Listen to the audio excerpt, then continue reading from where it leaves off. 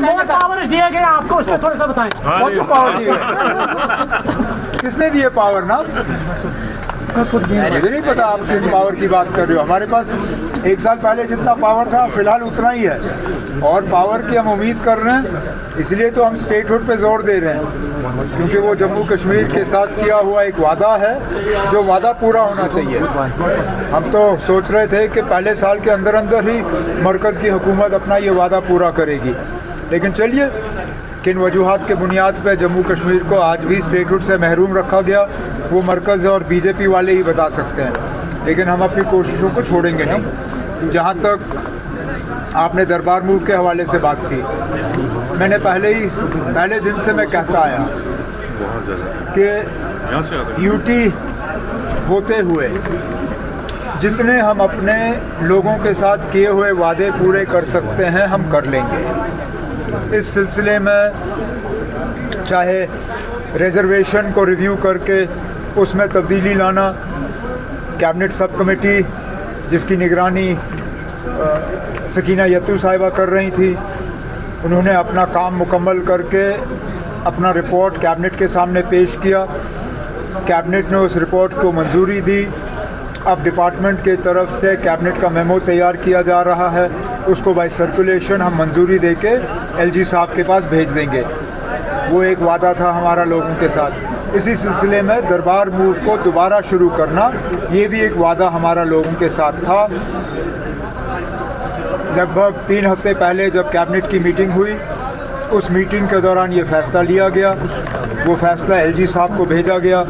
जैसे ही एलजी साहब का दस्तखत फ़ाइल पे हमें वापस मिला, हमने वो ऑर्डर जारी किया है और 2021 के बाद दोबारा जम्मू और श्रीनगर को इस दरबार मूव के ज़रिए जो है जोड़ा जा रहा है।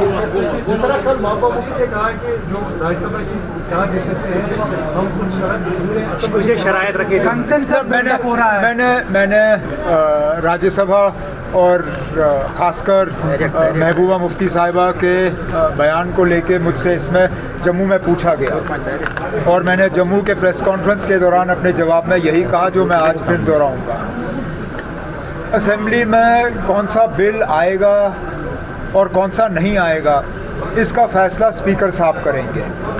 लेकिन कोई ऐसा बिल हाउस के सामने आए जिससे जम्मू कश्मीर के लोगों को फ़ायदा होगा, मेरी हुकूमत उस बिल में कोई रुकावट पेश नहीं करेगी। लेकिन मैं यहाँ से या कोई ऑनरेबल मेंबर असेंबली का स्पीकर साहब को डिक्टेट नहीं कर सकता कि कौन सा बिल आना चाहिए कौन सा नहीं आना चाहिए। बिल लाने का एक प्रोसीजर होता है, एक तरीका होता है। जो भी अच्छे बिल होंगे उन पे हम ज़रूर जो है मदद करेंगे।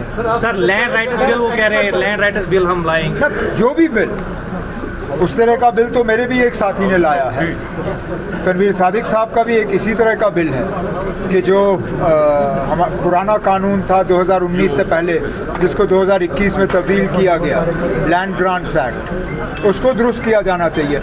अब मैं नहीं जानता हूं कि तनवीर सादिक साहब का बिल हाउस के सामने आएगा या नहीं आएगा। इसी तरह जो बिल पीडीपी के तरफ से तैयार होकर भेजा गया है, क्या वो आएगा या नहीं आएगा, उसका एक प्रोसीजर होता है। लेकिन अगर आ जाएगा, मेरी हुकूमत उसमें कोई रुकावट नहीं बनेगी। सर यहाँ पे किसानों को काफी ज्यादा नुकसान पहुंचा है सर, सेब सनत को काफी ज्यादा नुकसान पहुंचा है, और आने वाली असेंबली में क्या किसानों के लिए कोई उम्मीद है? उसके लिए असेंबली के लिए ठहरने की ज़रूरत नहीं है। जहाँ जहाँ फसल को नुकसान हुआ है, चाहे हॉर्टिकल्चर या एग्रीकल्चर, उस नुकसान का मुआयना किया गया है, उसकी असेसमेंट की गई है। अब उस चीज़ को लेके मरकज़ की हुकूमत के साथ बात चल रही है कि एक पैकेज जो है, जिस तरह बाकी रियासतों को दिया गया है, जम्मू कश्मीर को भी एक खसूसी पैकेज मिलना चाहिए, ताकि जो सड़कों का नुकसान हुआ है, जहाँ पुल बह गए हैं, जहाँ लोगों के मकानात को नुकसान हुआ है, जहाँ एग्रीकल्चर हॉर्टिकल्चर को नुकसान हुआ है, इसके लिए हमें एक पैकेज मिले ताकि हम जो लोग इससे मुतासिर हैं उन्हें हम मुआवजा जो है दे पाएँ। सर कोरोना में मुख्तलिफ अजला में जो पर्चे लगाए गए उनको वायलेशन पर, तो वो अभी रिवोक नहीं किए गए। आपकी सरकार ने वादा दिया था ऐसे पर्चे जो लगाए गए हैं उनको रिवोक किया जाए, उनको खत्म किया जाएगा, लेकिन अभी वो काम नहीं हो रहा सर। ना पुलिस ना लॉ एंड ऑर्डर फ़िलहाल इस हुकूमत के पास है।